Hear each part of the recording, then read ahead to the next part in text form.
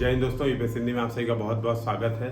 और आज का जो डिस्कशन का विषय है वो मेनली ये है कि आप पिछले एक महीने से यूपी पीसीएस की तैयारी कर रहे थे और अब 14 दिन आपको यूपीएससी की प्रिपरेशन करनी है, तो आपकी स्ट्रेटजी क्या होगी।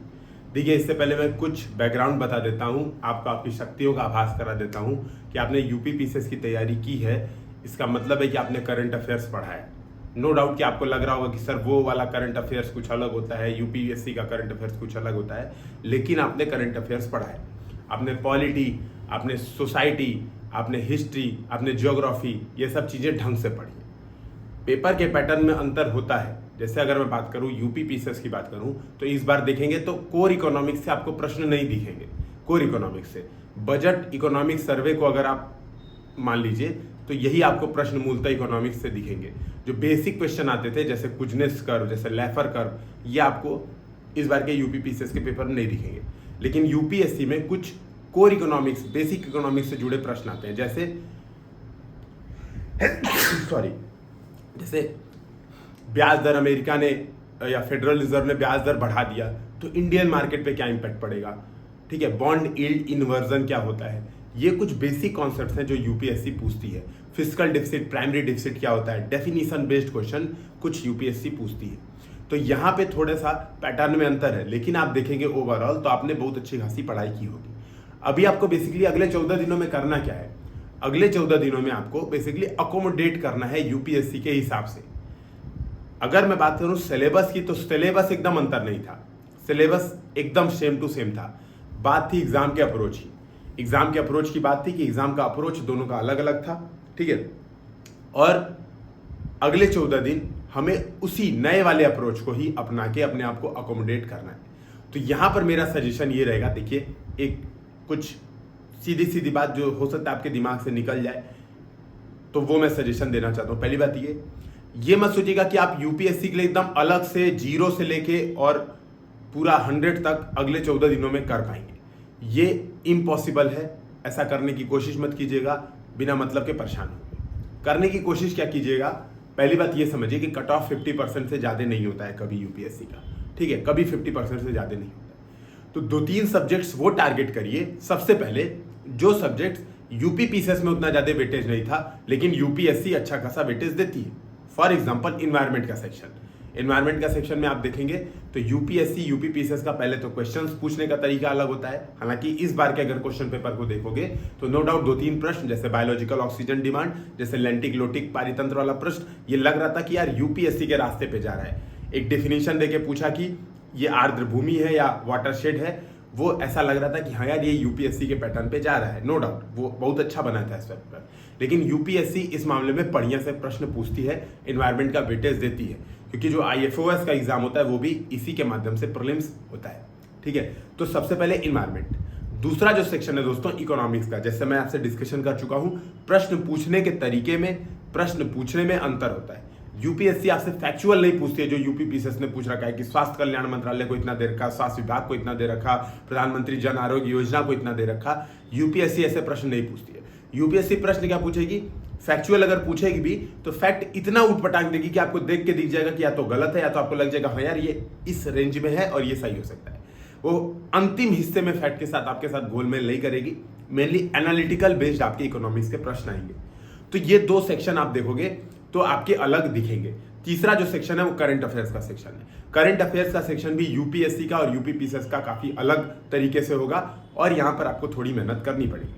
बाकी आप सारे सेक्शन देखिए, चाहे वो पॉलिटी हो, चाहे वो ज्योग्राफी हो, चाहे वो हिस्ट्री हो, ये मोर और लेस आपने अच्छा खासा पढ़ाई की है। यूपीएससी यूपी पीसीएस की आपने ठीक ठाक पढ़ाई की। मेरा सजेशन ये रहेगा, जो ये 3 सब्जेक्ट्स मैंने बताए इसमें मेरे कुछ सजेशंस रहेंगे। पहला सजेशन ये, सबसे पहले आप क्या कीजिए, आज के आज इसको लेट मत कीजिएगा, एक फुल टेस्ट दीजिए, कंप्लीट फुल टेस्ट। आप किसी भी कोचिंग का दे सकते हैं, विजन, केएसजी, जो भी राव, कोई भी कोचिंग आपको मिले उसका दे सकते हैं। यूपीएससी हिंदी का ओपन टेस्ट है वो भी दे सकते हैं। अब मैं एकदम सजेशन नहीं करूंगा कि आप टेस्ट सीरीज नहीं ज्वाइन कर लीजिए, मेरी टेस्ट सीरीज कर लीजिए, बिल्कुल नहीं कहूंगा। ओपन टेस्ट है, बहुत सारे अवेलेबल है। अगले 15 दिनों के लिए मार्केट में इतने सारे ओपन टेस्ट अवेलेबल है कि आपको कुछ खरीदने की, बेचने की जरूरत नहीं। एक ओपन टेस्ट दीजिए पहले, उसमें क्या करिए, सेक्शन वाइज डिवाइड कीजिए। जो मैं 3 सेक्शन बोल रहा हूँ खास तौर पे इनके मार्क्स मिलाइए, इन्वायरमेंट, इकोनॉमिक्स और आपका मैंने क्या बताया था, इन्वायरमेंट हो गया, इकोनॉमिक्स हो गया और करंट अफेयर्स। हाँ, ये 3 सेक्शन थे, ठीक है, इन्वायरमेंट, इकोनॉमिक्स और करंट अफेयर्स। इन तीनों सेक्शंस के सबसे पहले मार्क्स मिलाइए कि आपके कितने परसेंट मार्क्स बन रहे हैं। अगर आपके तीनों सेक्शन में 50% प्लस है तो आपकी तैयारी एकदम सही है, आपको बहुत लोड लेने की जरूरत नहीं है। अगर 40% से कम है तो आपको थोड़ा इंप्रूवमेंट करना पड़ेगा। इन तीनों चीजों पे आपको इंप्रूवमेंट करना पड़ेगा।